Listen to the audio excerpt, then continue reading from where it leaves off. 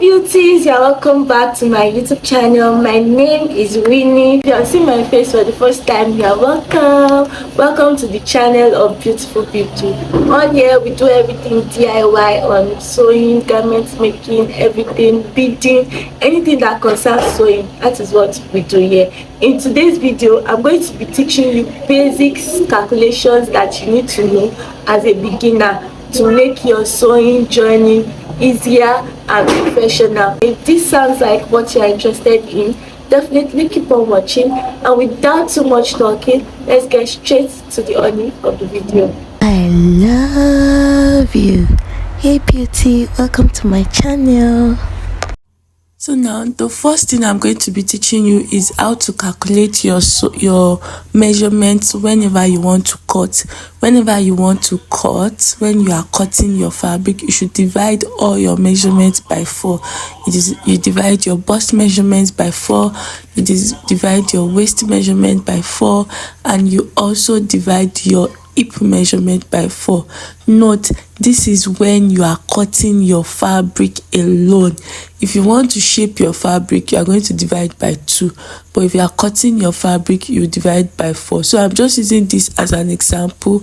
Let's say this is our fabric unfold now. I already marked your bust line, your waistline, and your hip line. All right, let's say this is your waistline, and okay, that's your bust line. So what if you want to measure your bust here? You are going to divide your bust measurement by 4 before you now add your allowance.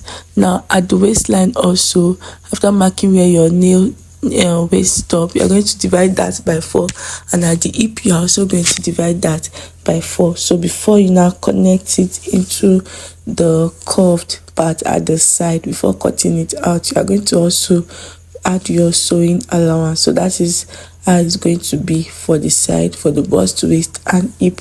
When you are cutting your fabric, you should divide by 4. But anytime you want to cross check, probably you've already joined the front and back together, you are going to then use 2 to divide it. Now for the shoulder, when you measure your shoulder, you are supposed to measure your shoulder from one nip of the shoulder to the other nip of the shoulder, and then you have to divide that by 2. So let me quickly illustrate on my pattern.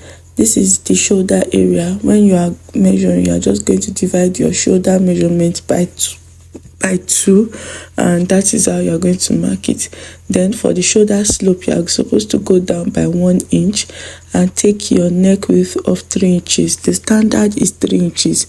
After that 3 inches, and then you connect your shoulder slope, you can then decide to alter your neckline to how wide you want it to be.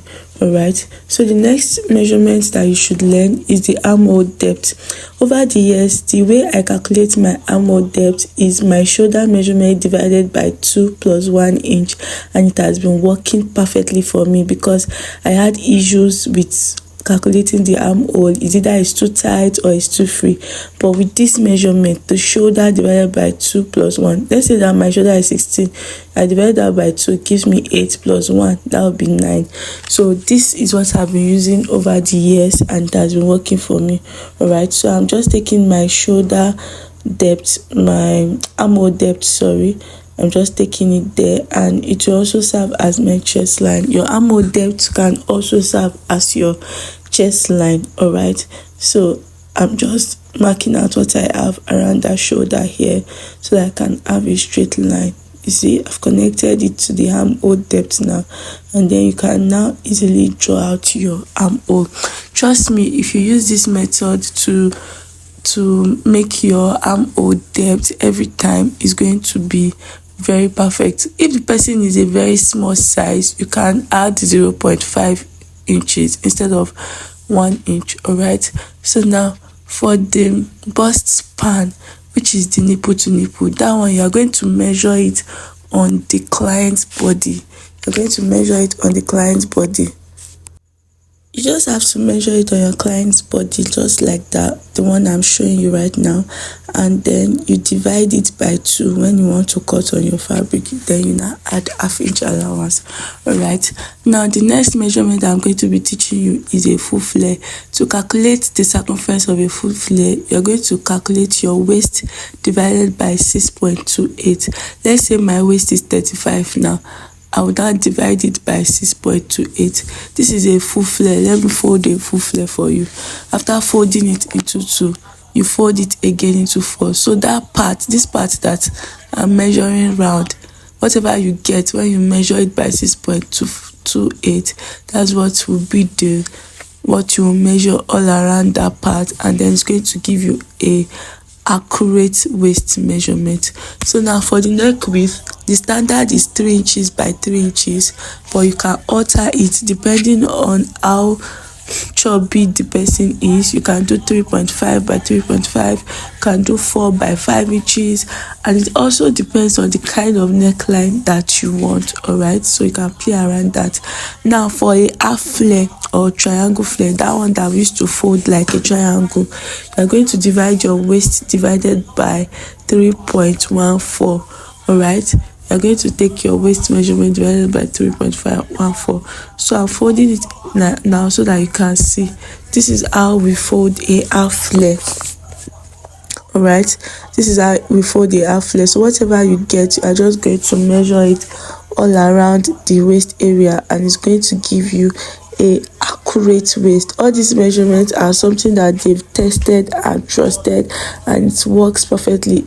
I personally have already tested all these measurements and it works perfectly for me. So now the next thing I'm going to be teaching you is how to calculate the arm's high. All right, I just drew a ham here. This is how we cut our ham. So for the arm's high, it's going to be from this third part to this slanted part. All right, this is the arm's height that you're going to calculate. All right, so now to calculate it, you're going to take your bust measurement divided by 12. So you take your bust circumference measurement divided by 12. Whatever you get is what will be your arm's high. And what is the arm's high? It's just that difference between these 2 points for connecting the curve. All right, so I hope you understand now. So now for the bicep, if you want to fold your sleeve, you are going to divide your bicep by 2, and that is what you use to cut out the sleeve fold. All right, so these are all the measurements, these are all the basic measurements that I can remember right now. If you need any more measurements, let me know in the comment section down below, and if you have any questions, let me also know in the comment section down below. I love all of the formulas. You can write them down if you want. It will be easier for you to work with when you write them down. All right,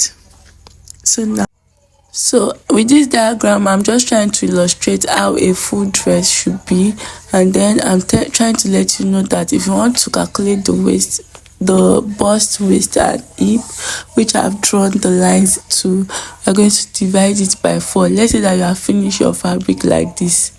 Oh, sorry, you're going to divide it by 2. If you have finished your fabric and you want to join the 2 sides together, you are definitely going to divide by 2.